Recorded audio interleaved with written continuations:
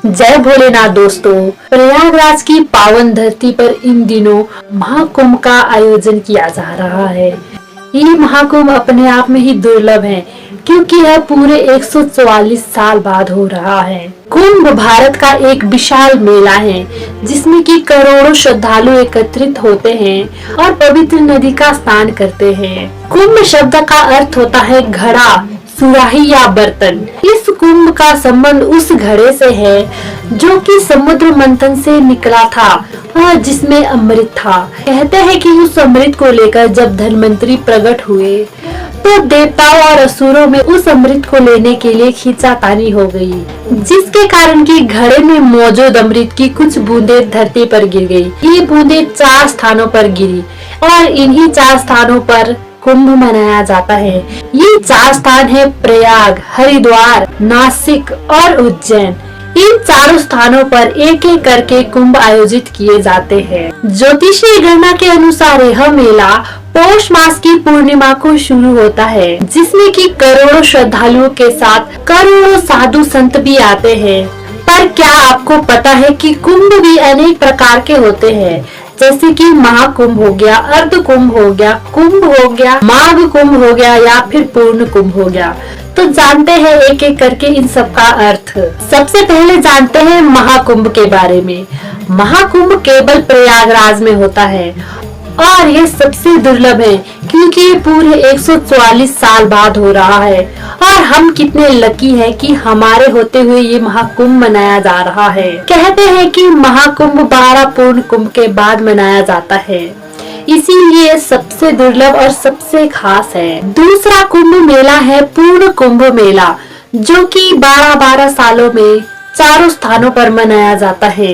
तीसरा कुंभ मेला है अर्ध कुंभ मेला, जो कि प्रत्येक 6 साल में मनाया जाता है और ये केवल 2 ही स्थानों पर होता है, पहला तो हरिद्वार और दूसरा प्रयागराज। बाद है कुंभ, जो कि चारों स्थानों पर बारी बारी करके मनाया जाता है और ये कुंभ 3 साल में एक बार होता है।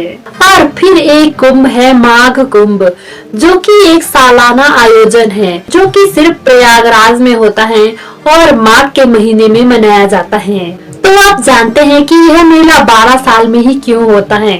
तो इसका कारण यह है कि 12 अंक को ज्योतिष में बहुत शुभ माना जाता है और साथ में ये भी कहा जाता है कि देवताओं और असुरों में 12 दिन के लिए युद्ध चला था, जिसके कारण ही अमृत धरती पर गिरा था। देवताओं के 12 दिनों को हम मनुष्यों के 12 साल माना जाता है, इसीलिए कुंभ को 12 साल बाद मनाया जाता है। कुंभ के पावन अवसर पर 3 ग्रहों को बहुत महत्वपूर्ण माना जाता है, एक चंद्रमा, दूसरे सूर्य और तीसरे बृहस्पति। अब हम जानने का प्रयास करते हैं कि कुंभ को मनाने का आखिर असली कारण है क्या। कुंभ में साधु संत इकट्ठे होते हैं, जिन साधुओं के दर्शन करने के लिए भी हमें पूरे भारत में पता नहीं कहां कहां भटकना पड़ता है और जो बाकी दिनों में हमें दिखते तक नहीं है, वो साधु भी कुंभ के मेले में आते हैं और आम लोगों के लिए उनके दर्शन करना बहुत आसान हो जाता है। और साथ में जो उनसे ज्ञान लेना चाहते हैं, उनसे सीखना चाहते हैं, उनके लिए भी यह आयोजन एक बहुत बड़ा अवसर बन जाता है, क्योंकि जिस ज्ञान के लिए उसे इतना भटकना पड़ता था, इस आयोजन के कारण उसे वो ज्ञान बड़े ही सहजता से मिल जाता है। कुंभ मेला भारत का ही नहीं बल्कि विश्व का सबसे बड़ा आयोजन है, जिसे देखने के लिए देश विदेश से लोग यहाँ आते हैं।